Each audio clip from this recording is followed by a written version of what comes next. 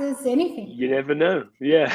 Exactly. So welcome. Hey, welcome to the decision table. And I hope there's strong coffee or something there, because I Oh know it's yeah. early in the morning. Yeah, and my entire family have got COVID, so Oh, do you know what I think is really funny right now? And it's not really funny, but it's kind of funny. Is that it would be stranger you saying that there was no COVID in your house. yeah. I know that's kind of random. Are they okay and are they doing all right? And Yeah, it's happened really weird. So we've got two kids. I got Zach, who's nearly 3. He's 3 next month, the day after mine. And I've got Noah, who's 6 months nearly. And Zach basically brought it home from play school. And play school on Thursday said we got a kid who's tested positive. Um, and then the next day they said we've got another one that's tested positive and a member of staff. So between 48 hours, they told us there was 4 kids and 2 members of staff with positive tests, and that they needed to close next week. And we were excellent. Just like, what you wanted oh to hear. man. And then literally we woke up Saturday morning feeling terrible. We were like, oh my Mm. God, the timing couldn't have been any more perfect. And then Sunday was really bad, but the last couple of days have slowly started to feel better. The worst thing is the energy, like, just rips it out of you. So it's just really hard to do anything, let alone look after 2 kids. Let alone be on Um, here today. hey, this is my getting away from it all. You could have changed this, but I am really glad and welcome to being on the decision table, because firstly, I just want to say this is just where I have conversations with just awesome humans across the globe, yourself included in this, I'm sure, because anyone that can sort of be going through that in their environment and then jump on here, that's a champion in my thinking. And but like, just know that there's no right or wrong on here. It's literally just us having a conversation, getting to know each other. And I was traveling the world for almost 4 years as a nomadic CEO, and I remember during that time I would meet amazing people across the globe, and I kind of felt a little bit selfish that I was having these great conversations but no one else was getting to be in on it. So that's kind of why when you come into my world, the first thing is, do you want to jump on here? Because I think, I can't wait to get to know you through this conversation. And I'm sure there's going to be droplets of wisdom that others can get from this as well. So welcome. Well, thank you. I have been secretly a fan of you and Taki, actually, for quite some time, and it was great to be introduced properly and to jump on a decision. And I love this format as well. I love this, like, straight off the cuff. Let's just jump and get to know each other. I think it's the best way to really get the best out of people. So yeah, I'm excited. I'm excited to see what comes out of it. The thing that I love about it, and that I've really loved about it over time, has that small talk, that stuff that I'm not very good at. I'm just not good at. But I love to learn about you, your thinking, what you're seeing, and it kind of gets rid of some of that stuff. Taki, by the way, is really good at those conversations, and that's why we work well as a team, because he kind of like can do those conversations really easily. And I'm not so good at those, but I'm good at the deep and diving in. So I'm going to first question off the sort of cuff here is, how do you keep creative in amongst a life that is pretty full on right now across the globe, and what you're experiencing in your environment right now? Yeah, wow, what a question. Because it's key to what I do. I think it's key to what we all do, no matter what it is, really. But staying creative is I think mostly about environment. I've always been a big believer that if you want to be creative, all you have to do is change your environment, and because it does something to the mind that I've never really been able to explain. I just know that I experience it quite often, And when you do experience it and you understand it, you can trigger it and you can use it to your advantage. So whenever I need to be creative, I just get out of my space. In marketing, a lot they call it a pattern interrupt, but actually it's good in real life. It's good for anything. It's the same reason we go on holidays and vacations. It's to get out of that environment you're already in into a new one, and it makes you feel really good, doesn't it? And yes, we think it's sun and sand and drinks and all those kinds of things, but actually it's just being in a different environment makes your brain think differently and moves your brain to tap into parts that it wasn't really tapping into before because of the monotony of everyday life kind of thing. So yeah, I think the way that I stay creative is just changing my environment. I live in a beautiful place in the UK. There's so many places that I can go here.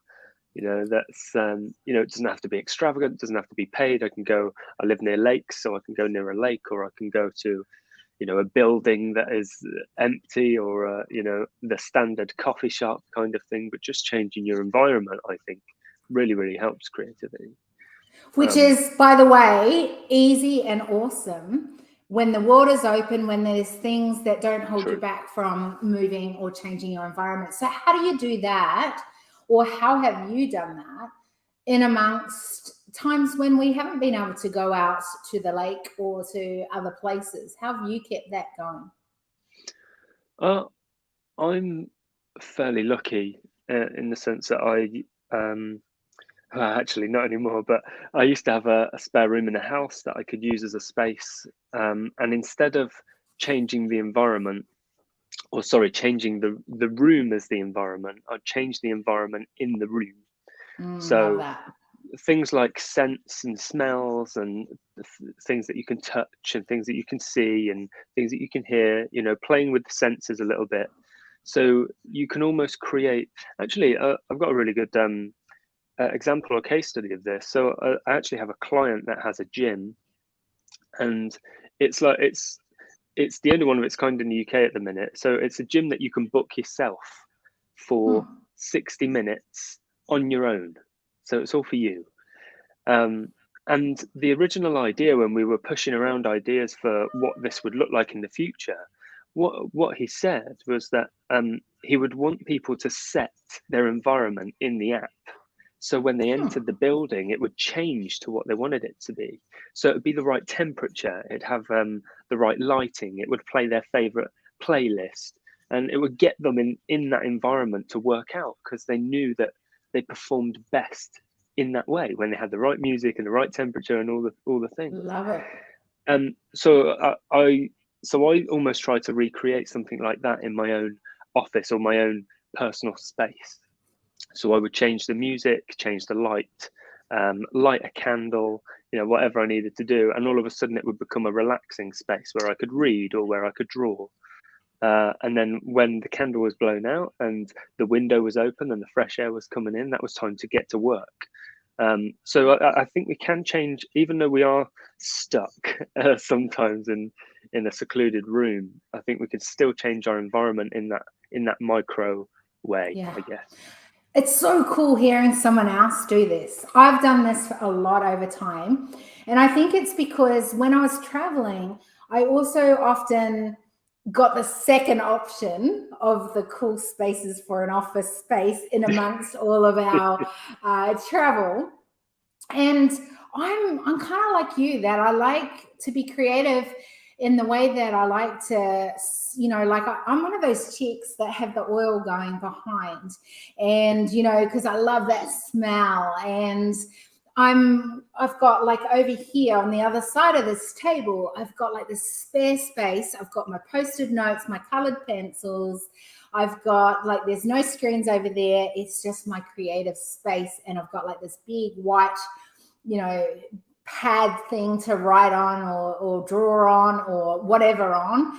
And over here, I've got like this lounge bit where I got like some books and my notebooks and just, different spaces within a space. And I learned to do that when I was traveling, because I didn't like just being set in one spot.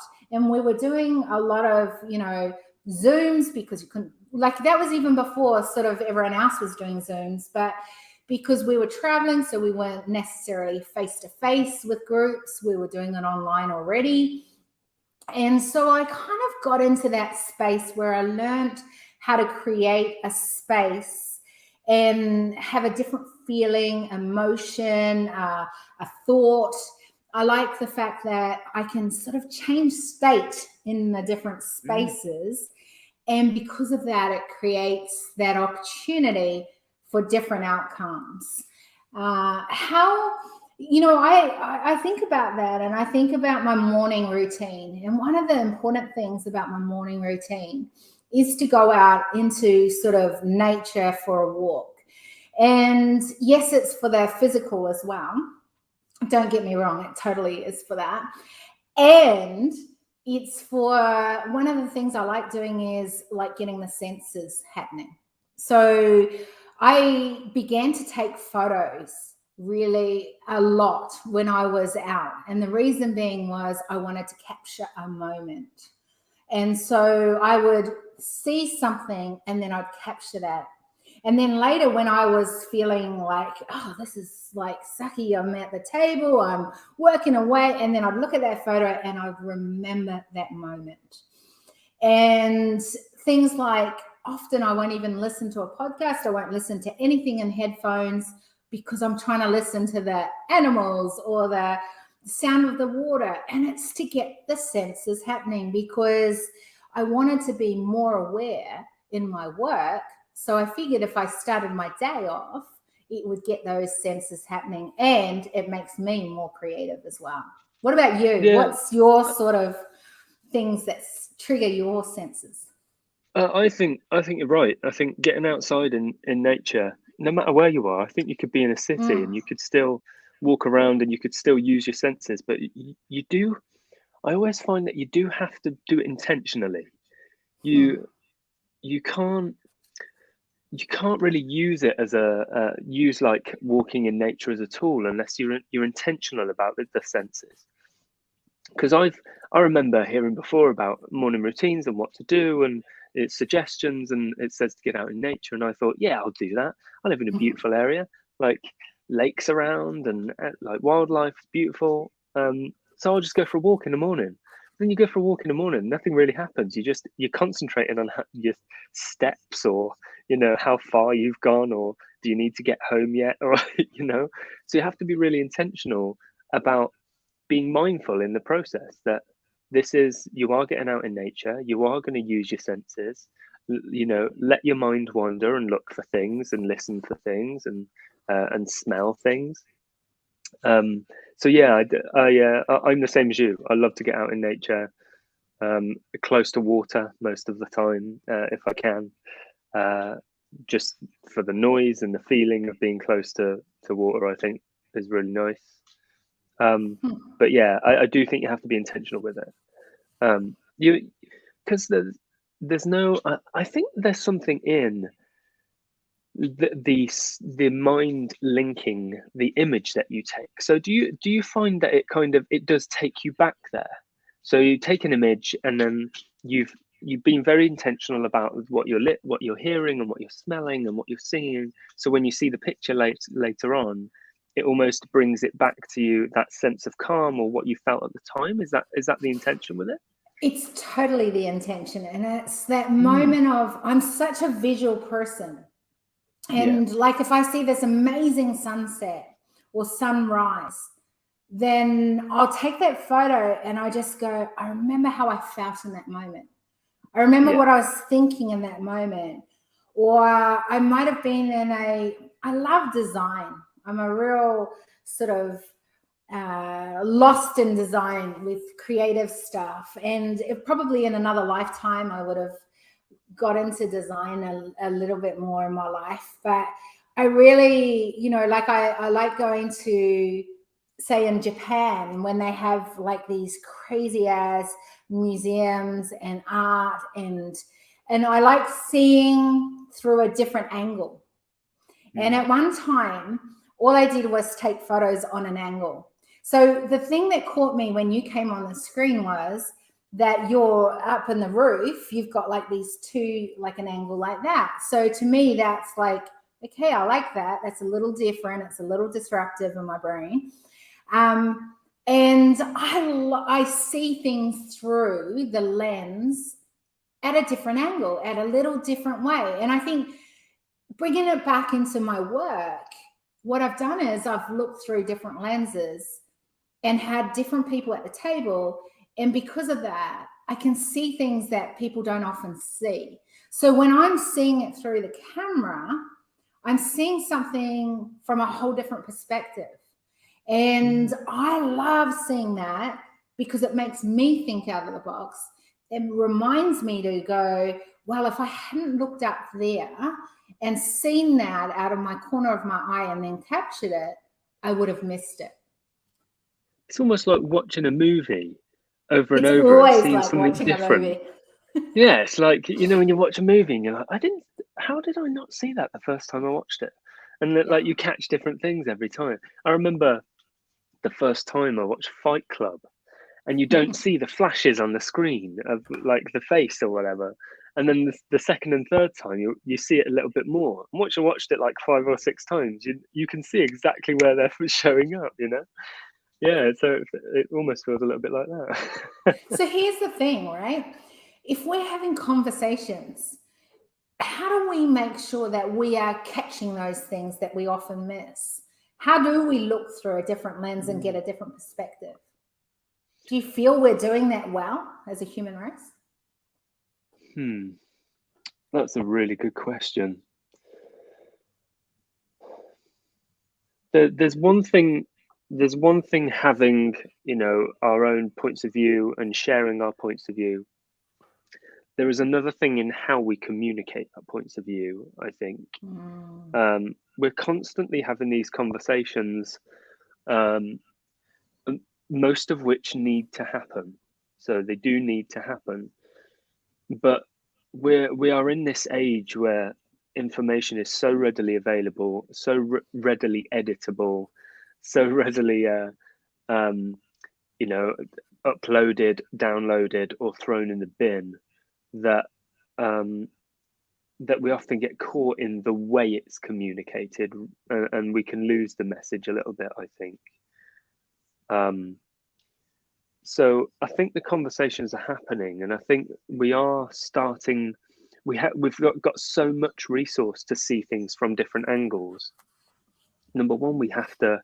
I do think, back to what we were talking about before, I do think we have to be a bit more intentional about the information and how we're communicating it, rather than it just being this flow that goes through us.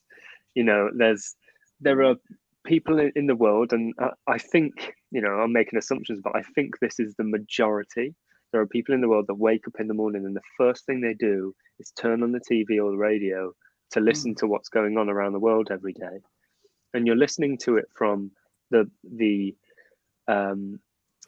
you're listening to it because it's been given to you in a certain way and being communicated to you in a certain way. And we don't use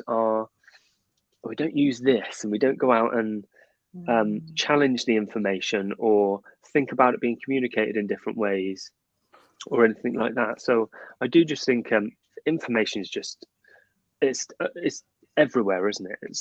It's completely abundant.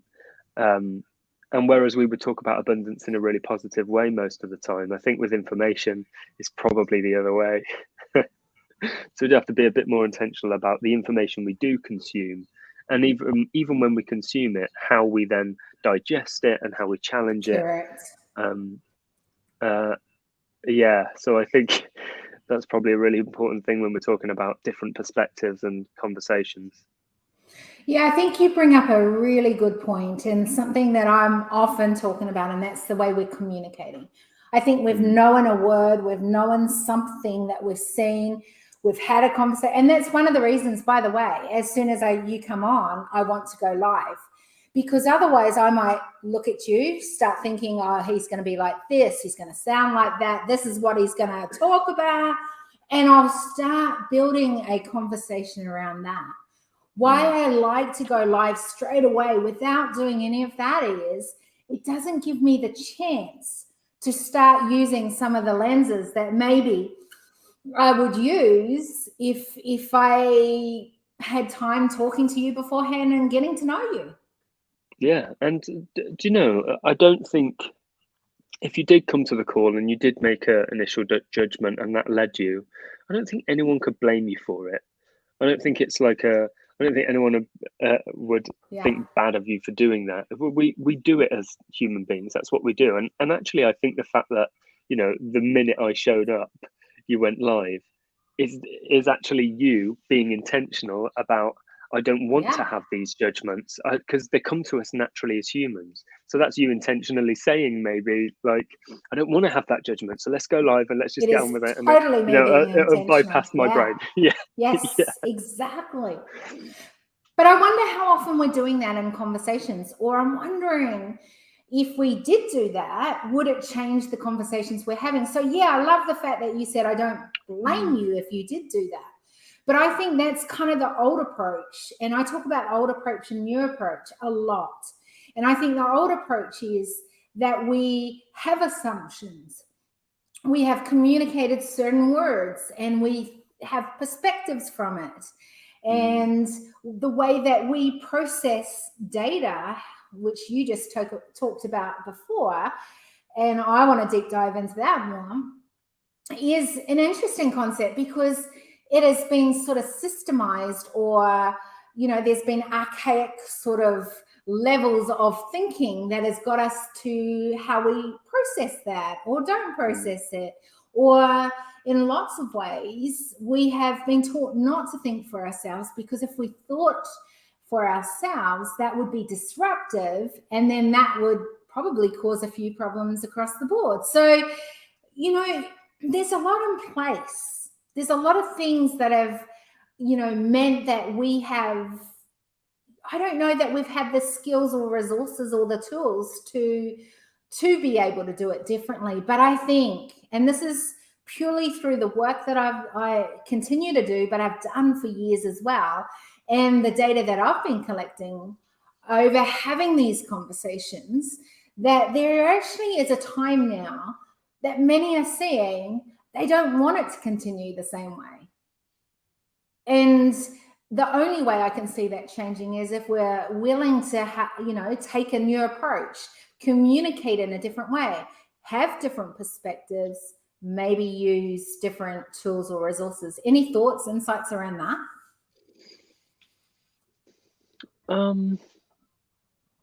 Yeah, I'm not sure exactly how we do that. But as we already know, and as we've spoken about, our intent's really powerful. So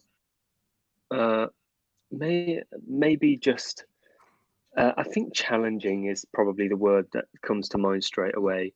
Just having just being able to challenge what we believe. I probably don't do this enough myself. Where, you know, I will read something or you know, take on this belief of something through the information that we have, and then challenge it. I probably don't do it enough. I don't think we do it enough as a race, as humans. Because we've got into this kind of this. So let's pull that apart. Let's pull that apart. Why do you think you don't, and maybe why we don't as a human race? Yeah. So personally, that there is a sense, and this might come across a little bit strange actually, but there is a sense of like removing myself from a situation or a belief system or being part of something. You know, I'm one of these people that don't watch the news at all.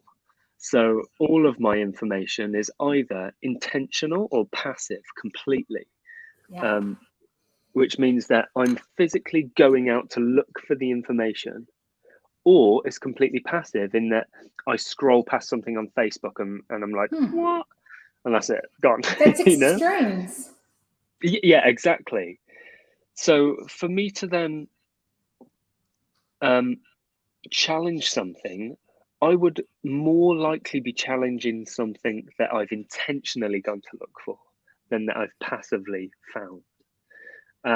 Which is almost counterintuitive if you was to do that, because It you've already is. been intentional about getting the information. So why would you challenge it? Because that's the information you wanted. But I guess, some people would argue that that's the information you need to challenge. If that's your belief system and that's your core thing that you've gone out to find, that's probably what you should challenge. And the other stuff, just leave it be, So maybe that's it. I actually think that's pretty interesting what you're saying there. And I think that what is interesting about that too is you keep bringing up how we need to be intentional. And I agree that we do need to be intentional. But if we bring it into the framework of old approach versus new approach, old approach, it's easy to be intentional because kind of the structure, the system, the thinking. New approach, if we are to sort of pioneer, maybe even innovate new solutions, think a little different, how do you be intentional if you're doing that?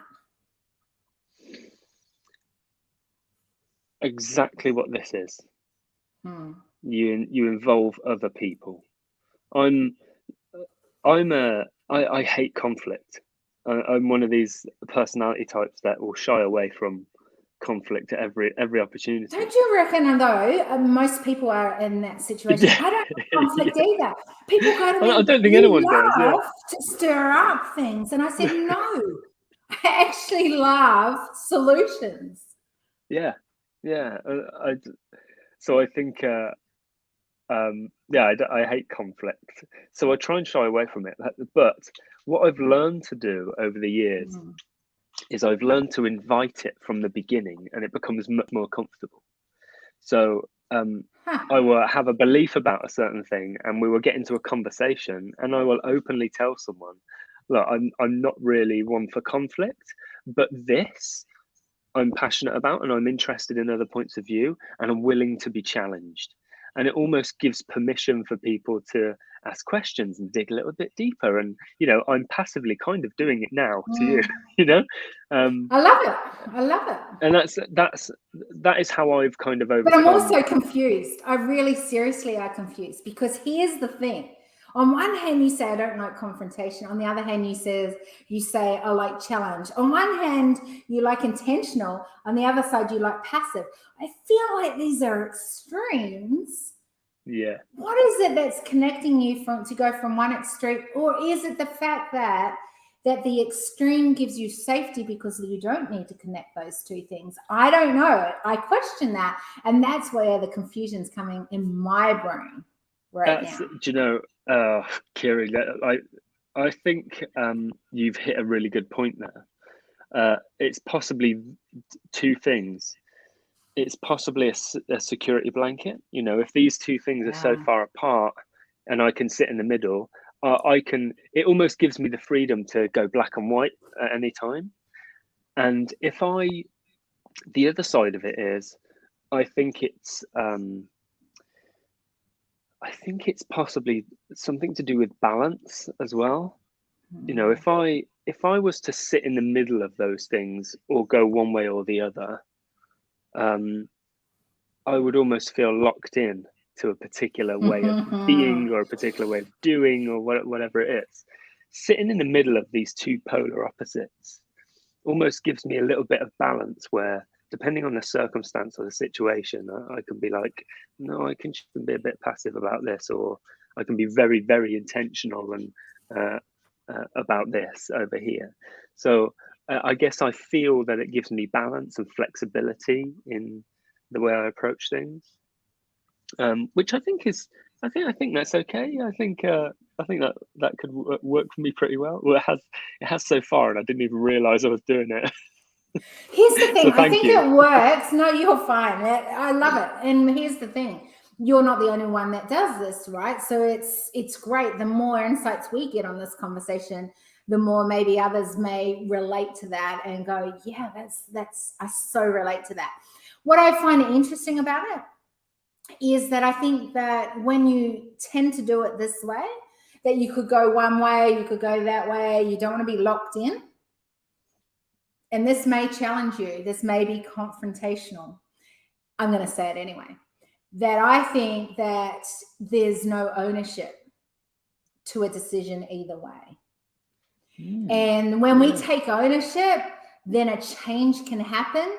And I get worried that there's not just you doing this, but many doing this. That's really interesting. That actually contradicts a big value I have. Tell me more about that. I believe that most issues can be solved in the world if every single human took a little bit more responsibility. Oh, I love it. Yes. There's and do you know, funnily enough, I learned this through my work, through employing people. So I have some. I'm issuing a warning right now. I have some pretty radical views on how the world of work should be. That's what this is for. This is what this is for. It's a safe place.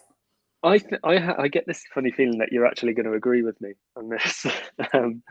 But so I'm going to do a pre-thing because I think this is important for others that are listening, and a reminder to all of us that I think that actually, whether I agree or disagree, it doesn't matter. We need to be able to have these conversations at the table. Yeah. And I just want to preface that because I think that this is a really important thing that I'm seeing. And it almost means that we won't have a conversation with each other unless we know that we're going to agree with each other. And we miss out because maybe I don't, but maybe it's because I haven't quite got to that point that I have that as my perspective, or maybe actually it makes me stand up for what I think even more. And that's okay too. So go ahead. Well, your curiosity, I think, is your superpower, because in any other situation where you are trying to challenge thinking or anything, sometimes it can feel confrontational, but actually just being very curious and asking the question and just being interested in digging a little bit deeper, I think takes the sting away a little bit. So thank you. I love that. That's great. I'm going to remember that. But so I employed people, and the minute I decided to employ people, which I employed 8 people all at once. And for anyone who's outside the UK, which is, I imagine, most of the people, there was a government scheme through coronavirus where you could employ people, and it was part funded by the government.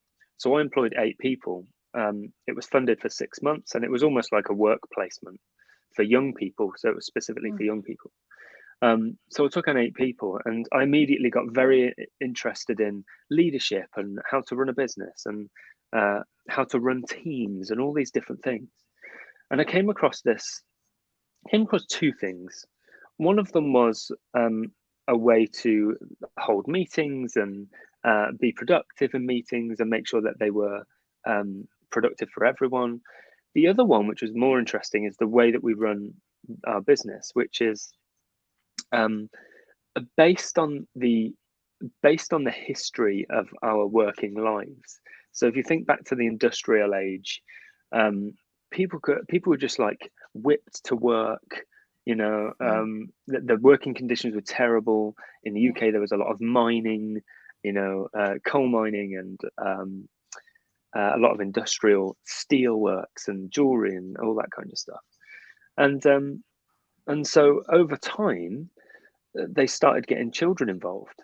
So obviously they had to do something about it, and they brought in a law to stop child labour and people overworking. It was called, in the UK, it's called something like the Working Time Directive or something. And it's this legal thing we have in place now, which basically says you work up to 40 hours a week. If you work over that, it's your responsibility. And people have to pay you a certain amount, and you have to work on certain days. And all these rules were put in place as law around working. But all the laws that were put in place were around time and location. So all of a sudden, we hit the digital age where we can work anywhere in the world with whoever we like at whatever time or time zone we like. Yeah. And yet we're still in this mind space and this mindset that we have to work within 9 to 5, and it has to be Monday to Friday, and you get these 2 days off to rest, but then it's back to work. And we're stuck in this industrial age mindset in a world where it doesn't matter. Yeah. So I was introduced to this by two ladies who wrote a book called Why Work Sucks and How to Fix It. I have to remember their names, but Jodie Thompson's one of them. And Jodie Thompson and Carrie something. I apologize, I can't remember the name. But it's Why Work Sucks and How to Just Fix look It. up Carrie something and we'll be Yeah, exactly. Yeah. The word something, it'll bring it up. something. And they talk about this new way of working called a results-only work environment. And they tested it out in Walmart in the US. And the concept of a results-only work environment is basically you work when you want, where you want, as long as the work is done. Yeah. And that my brain was firing when I read this, because I was just about to employ, and I was like, oh my God, this is what I've been looking for my entire life for me as an employee. So why would I not give that to the people I employ to create that opportunity that I never had? So that's what I did. We ran a 12-person team remotely, and ran it successfully on this results-only work environment. And the only way that it worked is right from the beginning. If you explain to people that it's your responsibility is the result of your job. So at the beginning, if you're I don't know, so the result can be a specific thing, make sure 4 videos are uploaded to YouTube a week or whatever, or it can be make sure there's no complaints, like whatever the result is. It doesn't matter what people do in that time or how they do it, as long as at the end of the week they can come to a meeting and say, yes, we did that.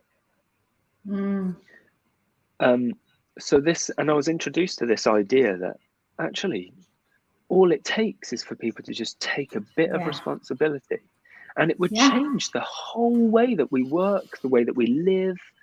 And I started to think about the thing. Oh yeah, massively. Isn't that interesting?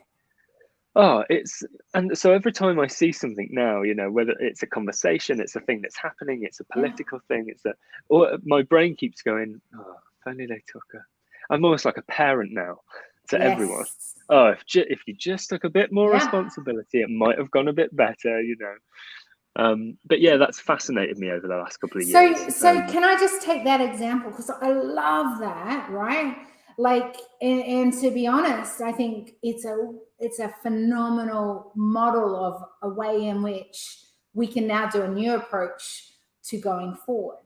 Because I think that is something that is going to be beneficial for home, for environments. You can have workers from anywhere and everywhere. So like and especially because there's a lot of research right now on remote learning.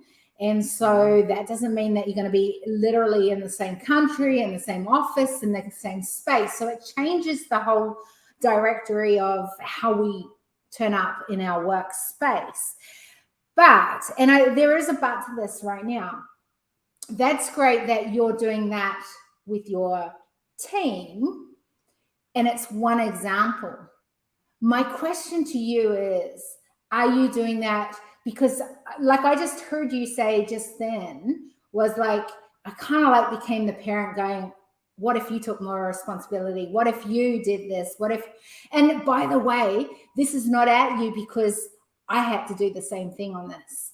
That at one stage I was like, I don't ever want to be in leadership, because I don't like leadership. I didn't want to be known in the leadership space because I didn't really like what was happening in leadership.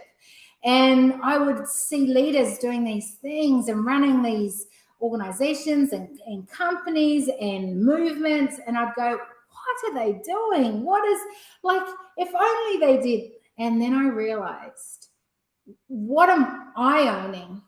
What am I changing? What am I building into culture that is to narrow that gap from where I don't like what's happening to I love that we're shifting it towards what I'd love to see happening. And that really changed everything that I built out, everything that I do. And I wonder, are you at that point?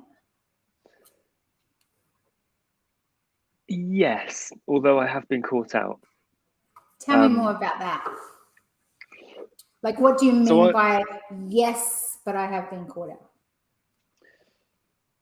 So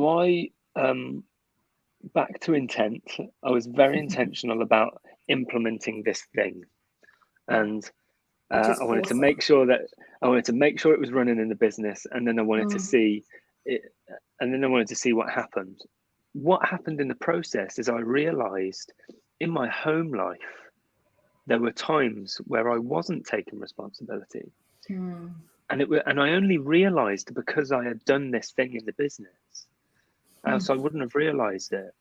So there were times where I was preaching to my staff about taking responsibility, and then something would happen at home.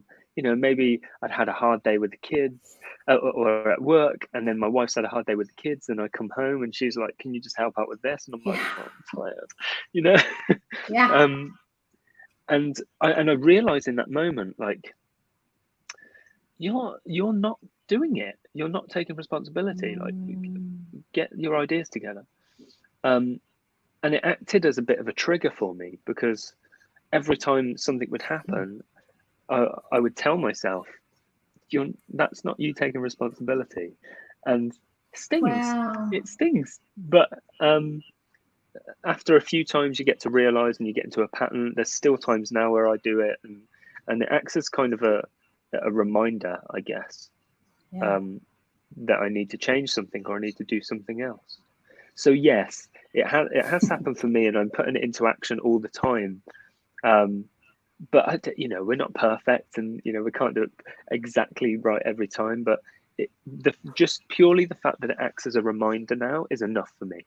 It's enough. See, for I me love to, that. That's like a trigger. It's an awareness that now you go, oh, I've got that awareness. Now from the awareness though, it's that taking ownership. And what am I going to take from that? And I think that's the interesting piece. And I think, by the way, there's just so many of us that have been guilty of, having an awareness around something, but not taking ownership. I know there's a problem there. Hey, Troy, welcome. And I know something needs to change, but I'm going to leave that to someone else. I don't know how many times I've said that and gone, you know what? I'm an introvert. I'm happy to be the secret sauce behind amazing people. Or, and in the end, it was like, yeah, but if I really, truly want to see change, what am I willing to take ownership of, right? And I think that's where we get to it. It's sometimes where it's not okay just to have an awareness. We have to keep putting that in until it becomes our, what I call decision DNA. Yeah. And the second you said decision DNA, my brain went, yeah, get that. There's also a different side to this, where responsibility feels really scary, and almost to the point where responsibility also means taking responsibility for saying no to stuff, as well as taking responsibility and saying yes. If you're going to make a decision, it's just sticking behind it, and making it for the right reasons. I can preach responsibility and that we have to do everything and be everything and be these amazing people, but we're human. We're not designed to be that great and perfect all the time, even no matter how intentional we are. So you can take responsibility and you can do all the things, but there will come a time where you feel overwhelmed or like you're doing everything and not getting anything in return. So it's your responsibility to say no as much as you say yes to things, and to be okay with it. Yeah. Like to be satisfied and fulfilled in the fact that you said no, and it was the right thing to say no to at that time, and take responsibility for the bad decisions as well as the good decisions.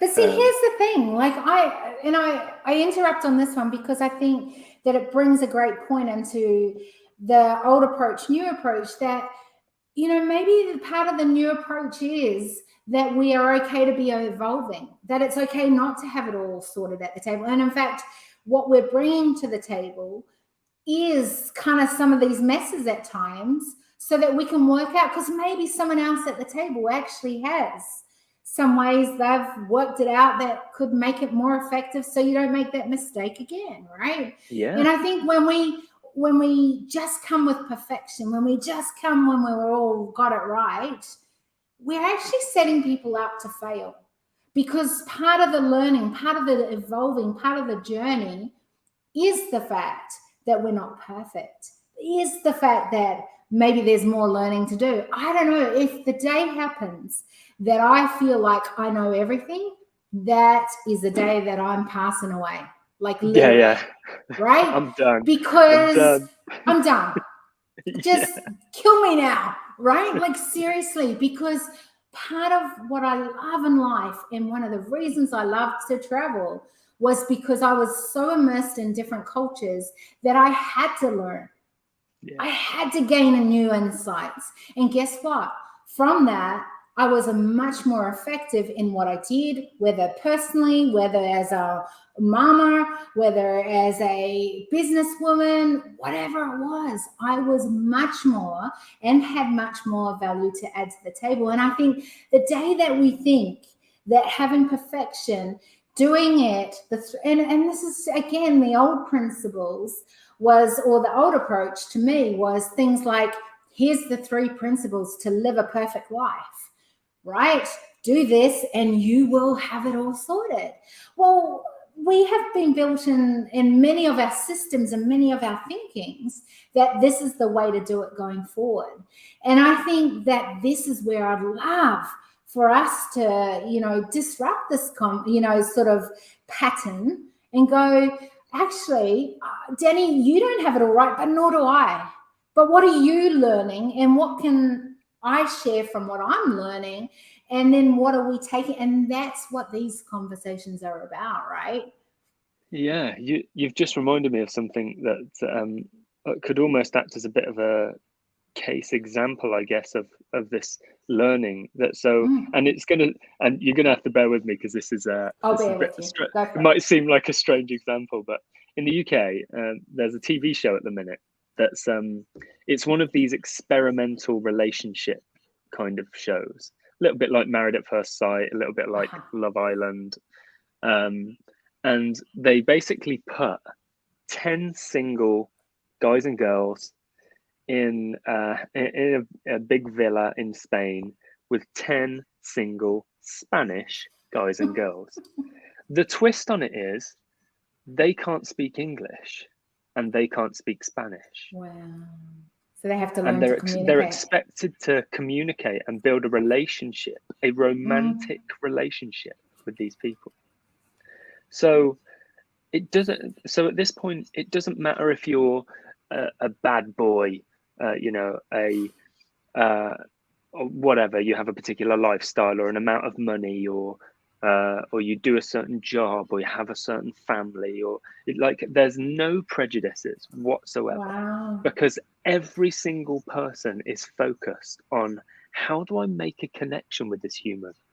And it's amazing because you lose all judgment about these people that you might have had before, because you're so focused on, like, how do I express to this person that I'm attracted to them?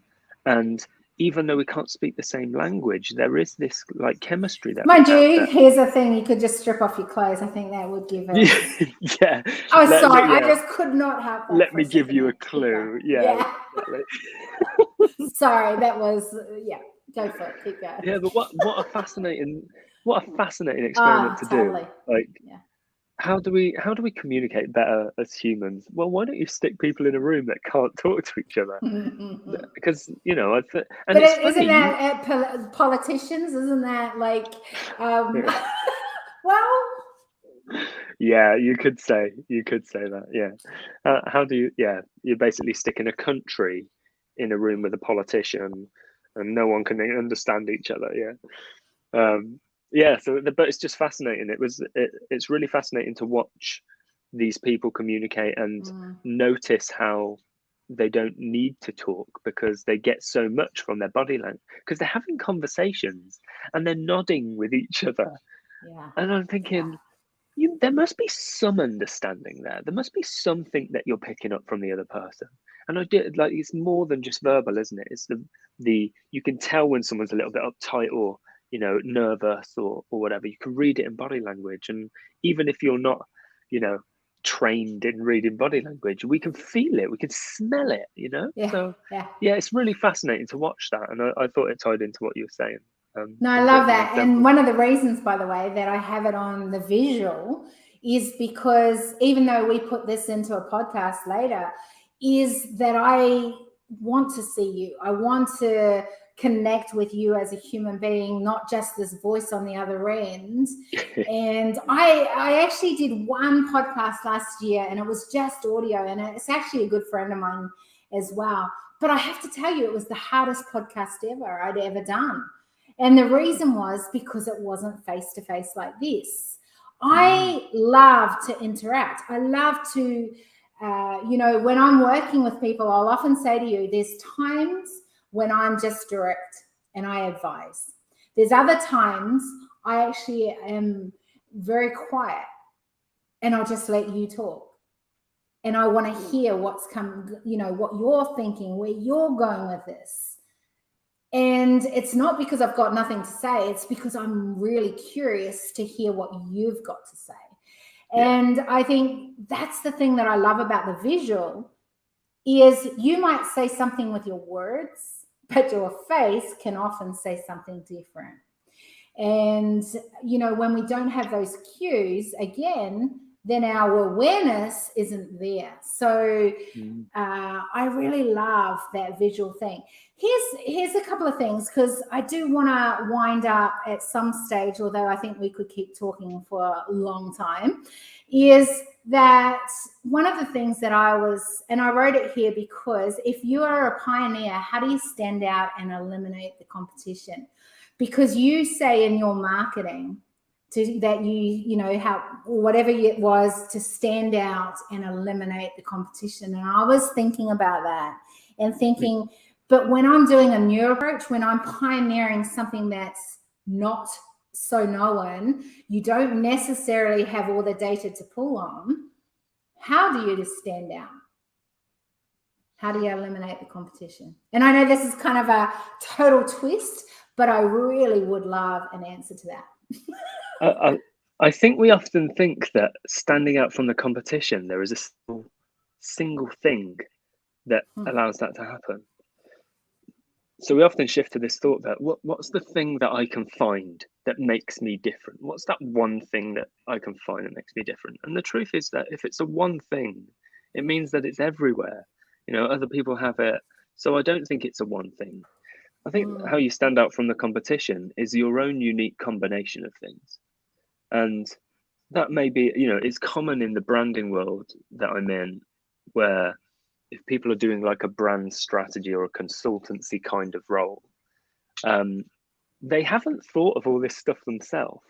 They've learned it from 7 different people that do different things that they've drawn on.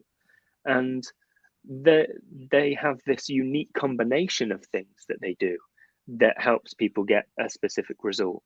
Their only job is to communicate it in a way that's compelling for people. So a lot of, people don't just buy products and services. They buy the ones that they can understand the quickest because we're humans and we're attracted to clarity and simplicity. So it's very common for people to buy inferior products from competitors of yours purely because it's communicated clearer. than you communicate it. And that's Does a really that go scary back? thing. Can I just say, does that mean though, is that because that's what we know? That's what we've only ever known? Possibly. Yeah. So if you're pioneering, if you're doing a new approach, how then do you stand out? Simplify. When you say pioneer, it sounds like a big thing. Like this is a big thing. It It's going can to be at change times, though, can't it? something. Yeah, absolutely. Yeah. But it doesn't have to be. Yeah, and even if it is, Mount Everest is a humongous monster of a mountain. Yeah. But it hasn't got a name that's, 52 characters long. It's just called Everest. So we've got this humongous thing, but so simply recognized and so simply memorable that everyone in the world knows what it is. Even in the darkest corners of third world countries, if you said Everest, people would know what that is, So you can be a pioneer and you can have this big stuff, but I think it's the way that it's communicated, the way that it's delivered to the world in its simplest form that has the most powerful effect. So standing out from your competition is sometimes the simplest thing, because everyone else is trying to overcomplicate and over egg and overvalue and add and add and add and layer on top of layer, trying to make something pioneering, when really sometimes the most pioneering things are the simplest. Interesting. I love that. I love the way that you said that. Kind of brought it back to simplicity, right? Okay, so if anyone wants to know, how to connect with you more, find out more about what you do, what's the best way they can do that? They can go to dannyand.co. That's my website. I'm pretty much on social media. I'm the actual Danny, because everyone assumes that my name's Daniel, actual Danny. and then it's shortened. It's abbreviated to Danny, but it's not. I'm a Danny, so I have to I have to tell everyone. That's where the name came from. I called myself the actual Danny on social media because everyone used to ask, I love that. "Are you a Daniel?" No, I'm not a Daniel. I'm a Danny. So that's. Well, there you go. So you can find me online. Well, I'm the actual Kira Marie, and you're the Yeah. actual Daniel. Danny, sorry. Now I'm getting confused. Oh my gosh. Okay, so there is one thing that I do the same on every conversation, and it's the only thing I do on this conversation the same. And that is asking you this question. What are you taking from our conversation today? I would like to thank you, Kiri, for the reflection. Actually, I think one of the most the thing that we don't really get to do, especially when COVID happens and we're trying to navigate life in general, is we don't get to reflect much unless we're very intentional about it. And having that, having you here as a new angle, a new challenge to my thinking and my points of view, it is actually what we all need. And I think that's the purpose of this, of what you do anyway. So I'm taking from this conversation that I need to be more intentional about being challenged in my thinking and going out there and finding the stuff. But also a reminder that, I need to take a bit more responsibility at times and not to beat myself up when I don't. Yeah. But also, I like this theme that you have of what did you say in the beginning about communication and what this is really for, these conversations, because that was really interesting. Yeah, so it's so funny because even the decision table itself, I wasn't good at small talk. And I knew that I needed to connect and meet with other people. And I would get people going, I need to refer this person to you. But I would also go, I don't know how to have a conversation. Like, I'm not good at that small talk. I think that it's really difficult to have those conversations. Like, I just want to know you. I want to connect with you. I want to hear about those stories. And then the other side of it was I traveled the world, and I also never got to, so like, I'd be having these amazing conversations, but I wouldn't be able to share it with other people. And I wanted to share that. And then there's another thing that the decision table came out of, and it was the fact that I think that we need to be a role model. And that is a role model to how easy it is to have a conversation with anyone. They don't have to look like you. They don't have to sound like you. They don't even have to be in the same industry as you, or, you know, their thinking or beliefs, but we can still learn from someone else. And that is why I did the decision table, because I wanted to show that not only do I believe this, that it is possible, and from this, we can collaborate, we can learn, we can connect, we can go out there and do. And from, by the way, the decision table, we have had many different partnerships and collaborations and new connections, and be able to then help, you know, someone's gone, hey, this is what I'm doing. And then I go, oh, I know someone else that could help connect you with this. And we don't know, if we're not willing to have a conversation, how to help and serve other people, and also how to then narrow that gap from problem to solution, because otherwise that problem just becomes much wider and too big, and we feel like you know, it's never going to be any change happening. And, you know, it does become hard to take ownership then. I used to think that people having conversations was the furthest thing away from taking action. And I was wrong. It's these kinds of conversations that have to happen. This is the action. This is the action, and this is the action that brings the awareness to the problem so we can find solutions. So yeah, thank you for opening your mind and your world to me and my way of thinking, and challenging that and showing that to the world. So I appreciate it, Kerry. Thank you. You're so welcome. And here's the thing, what I'm taking from our conversation is that reminder around the importance of having these conversations, and then a willingness to go around the fact that we can disagree, and that we don't even like, even that hesitation to say something, and then you're going to say something, and yes, I might agree or might not agree. And I think that was a great reminder for me that we have to make sure that people know they've got permission to have a seat at the table, but also to have a voice at the table. And and it kind of makes me go, how can I do that better? How can I, you know, make sure that you know that you have a seat at the table, but you also have a voice at the table? And then that willingness to listen to that voice. And I think that's the thing that I'm really trying hard to figure out, how can I do that better? And today was a great reminder of continuing that work to find out how I can give more voices to different distinctions at the table, but also then to know what to do with that. Even if we don't agree, I always say this, like, you know, you can disagree with everything at that table, but there is always one thing we can kind of agree on that can shift it forward, and, you know, for the dial forward from problem to solution.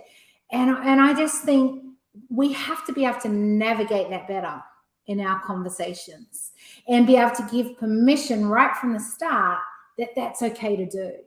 And I don't know that I do that really well. I'm trying really hard. If we talk about intention, I'm really trying to be intentional with doing it, but I want to know how I can do that even better. So thank you for that, and that reminder today.